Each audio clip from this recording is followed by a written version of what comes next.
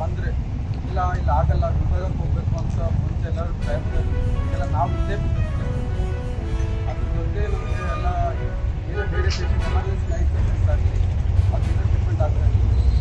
ಮತ್ತು ಈಗೆಲ್ಲ ಒಂದೊಂದು ಸ್ಪೆಷಲಿಟೀಸ್ ಡಾಕ್ಟರ್ಸ್ ಇದ್ದಾರೆ. ನ್ಯೂರಾಲಜಿಸ್ಟ್ ಕಿಡ್ನಿ ಸ್ಟೋನ್ಸ್ ಆಗಿರುತ್ತೆ ಗುಲ್ಬರ್ಗ ಹೋಗ್ತಾರೆ, ಅದನ್ನು ಇಲ್ಲೇ ಮಾಡ್ತಾರೆ.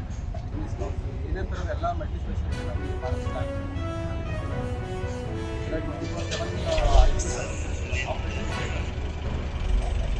ಕ್ಯಾಲ್ಕುಲೇಟ್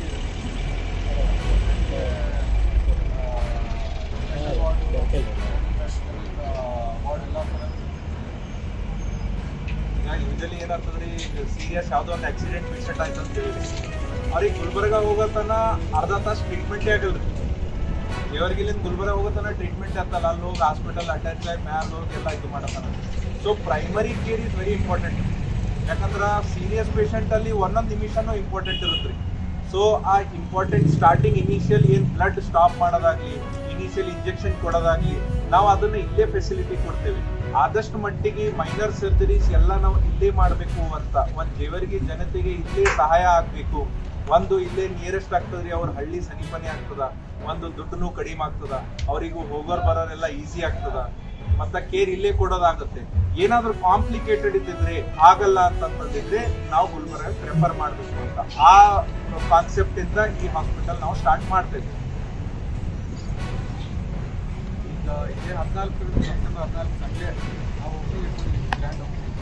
ಅದನಂತರ 15, 16 2 ದಿನ ಫ್ರೀ ಕ್ಯಾಂಪ್ ಅಂತ ನಾವು ಪ್ಲ್ಯಾನ್ ಮಾಡಿದ್ದೀವಿ.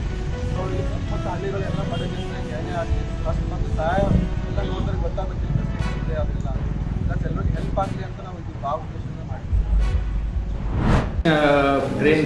ಬ್ರೇನಿಸಮ್ದು ಸ್ವಲ್ಪ ಪ್ರಾಬ್ಲಮ್ಲಿಂದ ಬಂದಿದ್ದರು ಮೇಡಮ್ ಅವರು. ಸೊ ಅದು ಬಹಳ ಪ್ರಾಣಾಂತಕವಾದ ಸಿಚುವೇಶನ್ದಲ್ಲಿ ಇರೋಂತಹ ವ್ಯಾಧಿ.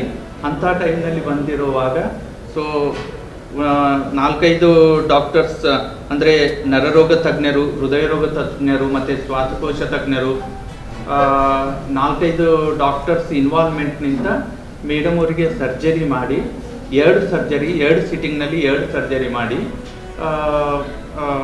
ವಿದಿನ್ ಒಂದು 4-5 ದಿನ 8 ದಿನ ಆದಮೇಲೆ ಮೇಡಮ್ ಅವರು ಮತ್ತೆ ಆರಾಮಾಗಿ 3ನೇ ಆಗಸ್ಟ್ 10ನೇ ಸೆಪ್ಟೆಂಬರ್ 2024ಕ್ಕೆ ಡಿಸ್ಚಾರ್ಜ್ ಆಗಿದ್ದಾರೆ.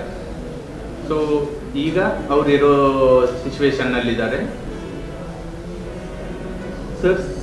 ಸರಿಗೆ ಸ್ವಲ್ಪ ಇಂಗ್ಲೀಷ್ನಲ್ಲಿ ಮಾತ್ರ ಮಾತಾಡೋಕ್ಕಾಗುತ್ತೆ. ಸರ್ಗೆ ಸ್ವಲ್ಪ